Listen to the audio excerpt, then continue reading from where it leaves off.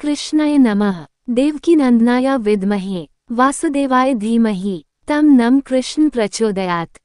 कृष्ण जन्मभूमि, जिसे कृष्ण जन्मस्थान मंदिर के नाम से भी जाना जाता है, मल्लापुरा, मथुरा, उत्तर प्रदेश, भारत में हिंदू मंदिरों का एक समूह है। ये मंदिर उस स्थान पर स्थित है जहां जगत के पालनहार कृष्ण का जन्म माना जाता है। जन्मभूमि के निकट ही औरंगजेब द्वारा निर्मित इमारत मस्जिद भी स्थित है। 6ठी शताब्दी ईसा पूर्व से इस स्थान का धार्मिक महत्व रहा है। मंदिरों को पूरे इतिहास में कई बार नष्ट किया गया। सबसे हाल ही में 1670 में गोकुल जाट की मृत्यु के बाद मुगल आक्रमणकारी औरंगजेब द्वारा किया गया। 20वीं शताब्दी में केशवदेव मंदिर, जन्म स्थान पर गर्भगृह मंदिर और भागवत भवन, उद्योगपतियों की आर्थिक मदद से नए मंदिर परिसर का निर्माण किया गया था। हिंदू परंपराओं के अनुसार श्री कृष्ण का जन्म देवकी और वासुदेव के घर एक जेल की कोठरी में हुआ था, क्योंकि उनके मामा कंस को आकाशवाणी द्वारा मालूम चला कि देवकी के 8वें संतान से उसकी मृत्यु, इसलिए उसने दोनों को कालकोठरी में बंद कर दिया था। परंपरा के अनुसार श्री कृष्ण को समर्पित एक मंदिर का निर्माण उनके परपोते वज्रनाभ ने किया था।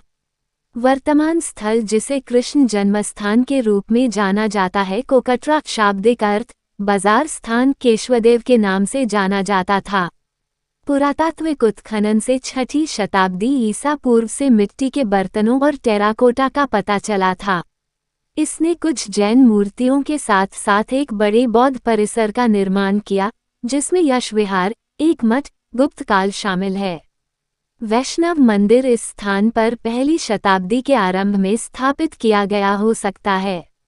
8वीं शताब्दी के अंत के कुछ शिलालेखों में राष्ट्रकूटों द्वारा इस स्थल को दिए गए दान का उल्लेख है। 1017 या 1018 में गजनी के महमूद ने महाबन पर हमला किया और लूट लिया। गजनी के मुंशी हालांकि अभियान में उनके साथ नहीं थे। अलउत्बी ने अपने तारीख़ यामिनी में महाबन के पड़ोसी शहर में वर्णन किया है, जिसे मथुरा के रूप में पहचाना जाता है।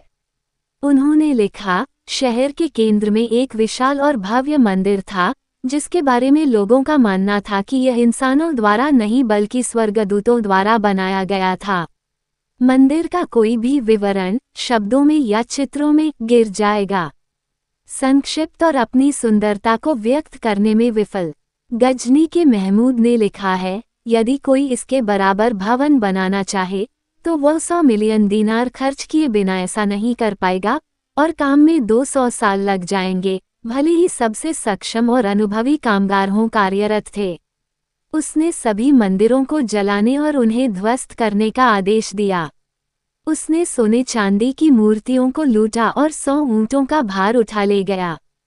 स्थल से मिले संस्कृत के एक शिलालेख में उल्लेख किया गया है, विक्रम संवत 1207 1150 कुंतल वंश के राजा जाजन जजा, जो कुंतल वंश के दिल्लीपति क्षत्रिय सम्राट अनंगपाल के पौत्र थे, यहाँ एक विष्णु मंदिर का निर्माण सफ़ेद पत्थर से करवाया।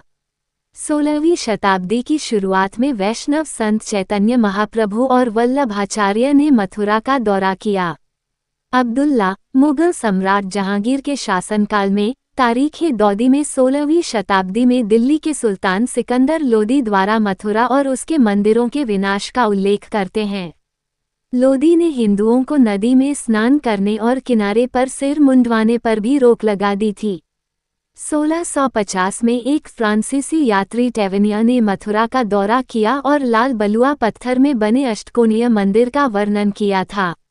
मुगल दरबार में काम करने वाले इतालवी यात्री निकोलाव मनुची ने भी मंदिर का वर्णन किया है।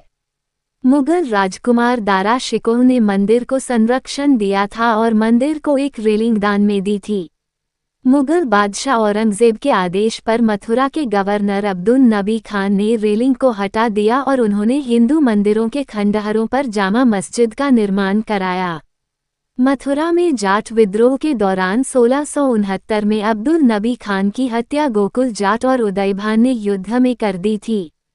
औरंगजेब ने मथुरा पर हमला किया और 1670 में उस केशवदेव मंदिर को नष्ट कर दिया और उसके स्थान पर शाही ईदगाह का निर्माण किया।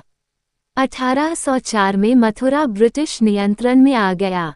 ईस्ट इंडिया कंपनी ने कटरा की भूमि की नीलामी की और इसे बनारस के एक धनी बैंकर राजा पत्नीमल ने खरीद लिया। राजा पत्नीमल मंदिर बनाना चाहते थे लेकिन ऐसा नहीं कर सके। उनके वंशजों को कटरा की भूमि विरासत में मिली। उनके वंशज राय कृष्ण दास को मथुरा के मुसलमानों द्वारा 13.37 एकड़ भूमि के स्वामित्व के लिए चुनौती दी गई थी, जिस पर दरगाह और शाही ईदगाह स्थित है, लेकिन इलाहाबाद उच्च न्यायालय ने राज कृष्ण दास के पक्ष में फैसला सुनाया। 1935 में कैलाश नाथ काटजू और मदन मोहन चतुर्वेदी ने इन मुकदमों में मदद की थी। राजनेता और शिक्षाविद मदन मोहन मालवीय ने 7 फरवरी 1944 को राज कृष्ण दास से रुपये की लागत से भूमि का अधिग्रहण किया।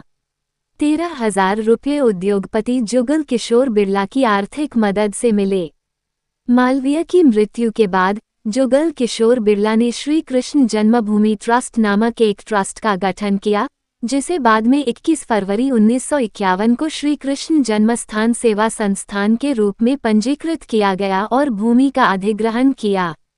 जुगल किशोर बिरला ने नए मंदिर के निर्माण का जिम्मा एक अन्य उद्योगपति और परोपकारी जयदयाल डालमिया को सौंपा।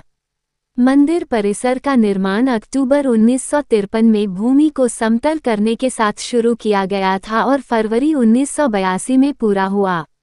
उनके सबसे बड़े पुत्र विष्णु हरि डालमिया ने उनकी जगह ली और उनकी मृत्यु तक ट्रस्ट में सेवा की। उनके पोते अनुराग डालमिया ट्रस्ट के जॉइंट मैनेजिंग ट्रस्टी हैं। निर्माण को रामनाथ गोयनका सहित अन्य व्यापारिक परिवारों द्वारा वित्त पोषित किया गया था। 1968 में श्री कृष्ण जन्मस्थान सेवा संघ और शाही ईदगाह समिति ने एक समझौता किया, जिसने ट्रस्ट को मंदिर की भूमि और शाही ईदगाह के प्रबंधन को ईदगाह समिति को प्रदान किया और साथ ही श्री कृष्ण जन्मस्थान सेवा संघ का कोई कानूनी दावा नहीं किया। भारतीय राष्ट्रीय कांग्रेस के नेता गणेश वासुदेव मावलनकर श्री कृष्ण जन्मस्थान सेवा संघ के पहले अध्यक्ष थे, जिन्होंने समझौते पर हस्ताक्षर किए और समझौते पर हस्ताक्षर करने के उनके कानूनी अधिकार का विरोध किया गया। उनके बाद एम.ए. अयंगार थे, उसके बाद अखंडानंद सरस्वती और रामदेव महाराज थे। महंत नृत्य गोपाल दास वर्तमान अध्यक्ष हैं। 1992 में बाबरी मस्जिद का विध्वंस के बाद वृंदावन के निवासी मनोहर लाल शर्मा ने मथुरा जिला न्यायालय में 1968 के समझौते को चुनौती देने के साथ साथ 1991 पूजा स्थल अधिनियम को रद्द करने के लिए एक याचिका दायर की। श्रीमद्भागवत पुराण को समर्पित मंदिर का निर्माण 11 फरवरी 1965 को शुरू किया गया था और देवताओं की स्थापना समारोह 12 फरवरी 1982 को आयोजित किया गया था। इसमें 5 मंदिर शामिल हैं। मुख्य मंदिर, जिसमें राधा और कृष्ण के 6 फीट लंबे जोड़े हैं, दाहिनी ओर बलराम, सुभद्रा और जगन्नाथ का मंदिर, बाईं ओर राम, लक्ष्मण और सीता का मंदिर, जगन्नाथ मंदिर के सामने गरुड़ स्तंभ और चैतन्य महाप्रभु और राम मंदिर के सामने हनुमान, दुर्गा का मंदिर और शिवलिंग वाला मंदिर। सभा भवन की छत, दीवारों और स्तंभों को कृष्ण और उनके सहयोगियों और भक्तों के जीवन की घटनाओं को दर्शाने वाले भित्ति चित्रों से सजाया गया है। तांबे की प्लेटों पर उत्कीर्ण भगवद गीता का पाठ मुख्य मंदिर की परिक्रमा की दीवारों को सुशोभित करता है। परिसर में मालवीय और बिरला की मूर्तियां हैं। अन्य निर्माणों में आयुर्वेद भवन, अंतर्राष्ट्रीय अतिथि गृह, दुकानें, पुस्तकालय और प्रदर्शन के लिए खुली जगह शामिल हैं। जन्मस्थान मंदिर के दक्षिण पूर्व में एक बड़ी और गहरी सीढ़ीदार पानी की टंकी, पोत्रा कुंड या पवित्र कुंड है, जिसके बारे में कहा जाता है कि इसका उपयोग बाल कृष्ण के जन्म के बाद पहले स्नान के लिए किया गया था। टैंक की सीढ़ियों का निर्माण महादजी सिंधिया ने 1782 में किया था। उन्हें 1850 में उनके वंशजों द्वारा बहाल किया गया था।